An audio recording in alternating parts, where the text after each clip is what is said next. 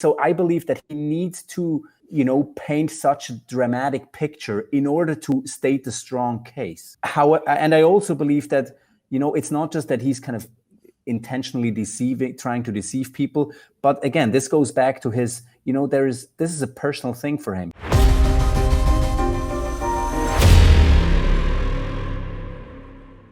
Is there anything else that you'd like to say? I mean, I'll just say this. In your video responding to Alex, I loved how you showed all these pictures of animals in the wild, just having a blast, having so much fun. Some animals that really look like they're smiling. Yeah. I mean, that was, and also that you were sharing a video of you and your son together, and pointing out how your son loves animals as well. So you want to talk a little bit about that?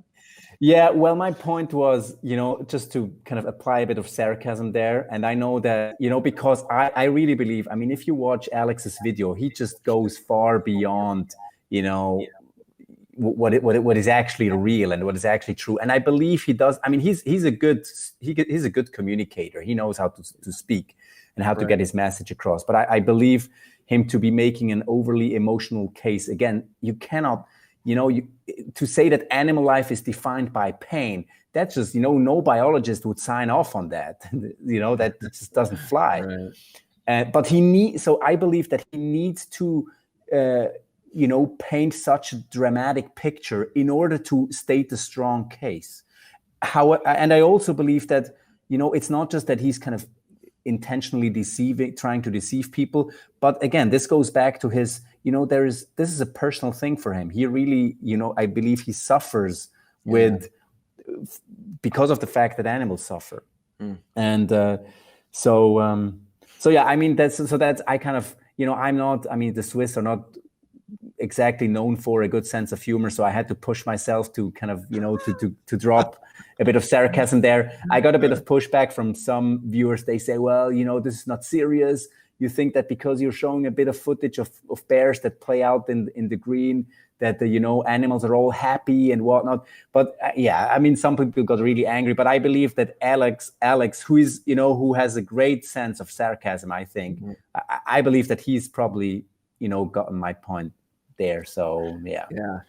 Well, that's you got to have some fun. That's right. Even when I can think of one scholar who doesn't like anything that I've argued for, and he's written.